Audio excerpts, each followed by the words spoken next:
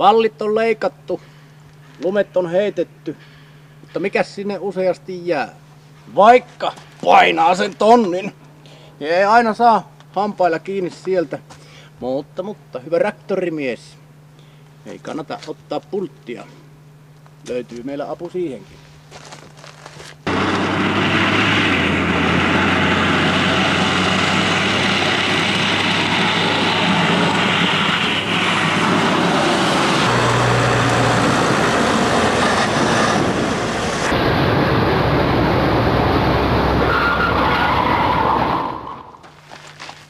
Karitekin alusterät.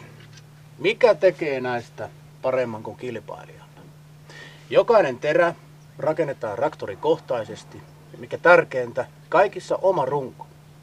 Eli nyt tämä järeä runko ei rasita traktoria, vaan ainoastaan itse runko. Katsotaanpa lähemmin. Alusterän rungon alapää kiinnittyy traktorin taka-akseliston alapäähän. Ja hitsataan kiinni myös valmiiseen aisarunkoon, jolloin edestäpäin tuleva vastus ja voima kohdistuu taka-akseliin osin. Ja laitteen oma runko jatkuu vielä hivenen eteenpäin. Sieltä paljastuu lisää mahtavia hienouksia. Tulepas tänne alas! Jytäkkää tavaraa suoraan taka-akseliin. Ei rasita traktorin runkoa. Taittosylinteri tulee tänne, jolloin saadaan tälle terälle enemmän työntövoimaa täältä takalta käsin, jotenka voidaan ottaa vastaan painetta paremmin. Oikea vasen sylinteri terää käännettäessä tulee myös taaksepäin, joten voima suuristuu suoraan eteenpäin. Aina vaan paranee eteenpäin. Aina joka kylällä on niitä riskiä miehiä, jotka haluaa koneita särkeä, mutta nyt se on täys mahdottomuus. Taittosylinterin päässä on paineakku. Täällä näin. Joka ottaa vastaan sitten, jos tulee niitä kaivon kansia, jota kaikki lanamiehet rakastaa. Eteenpäin. Täällä puhutaan nyt terän taittosylinteristä.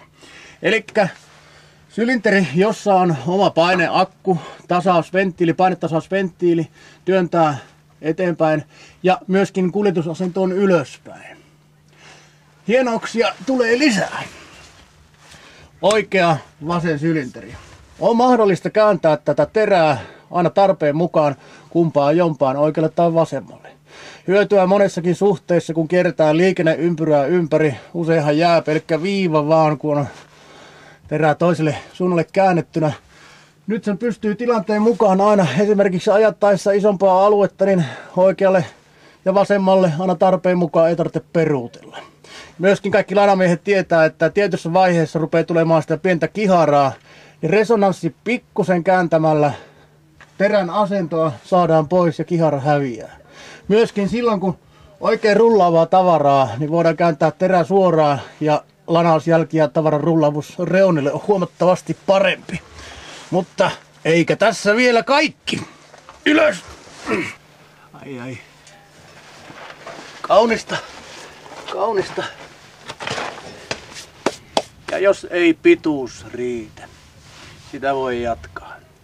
Molemmilla puolilla vähintään 30 tai 40 senttiä voidaan säätää ulospäin terää.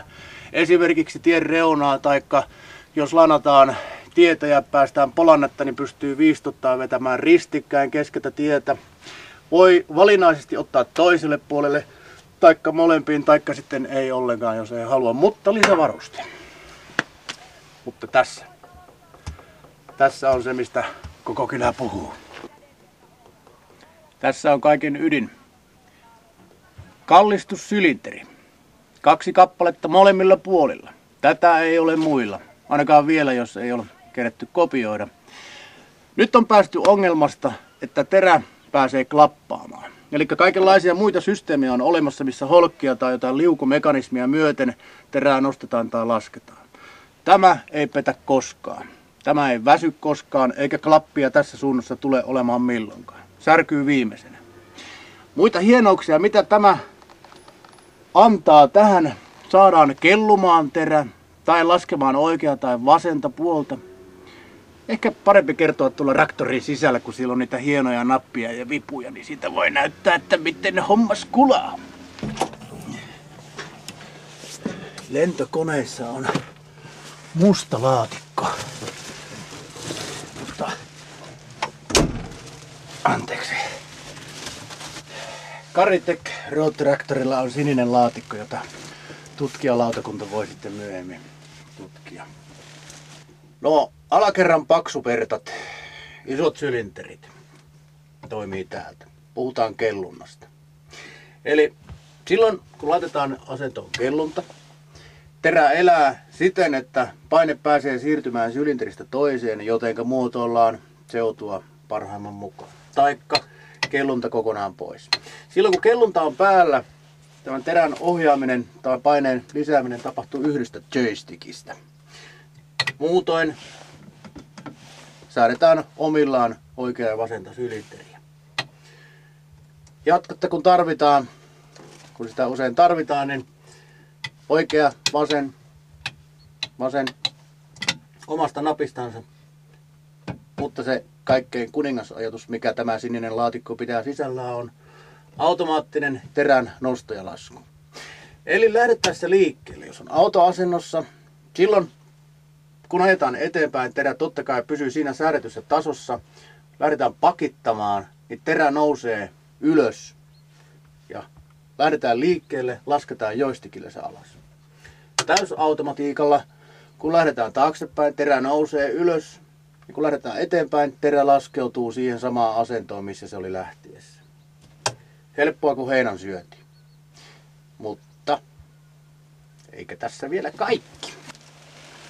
Oikein kiireisille miehille on mahdollista saada tämmönen lisäohjauskaapeli sinne etukuormaajan joystickiin, että peukalolla sähköisesti ohjataan sitten näitä korkeuksia ja kaltevuuksia. Niin. Sitten jos tähän vempeleeseen kyllästyy ja haluaa heittää sen navetan taakse, niin se on helppoa. Nimittäin kiinni ainoastaan 3 pisteestä. Molemmilta puolilta sylintereiden päästä ja sitten tuolta sylinteristä takapäästä letkuja irti vaan ja takakäteen ja keltaiseen pörssiin myyntiin. Ettei totuus unohtuisi. Mistä niitä saa? www.caritec.com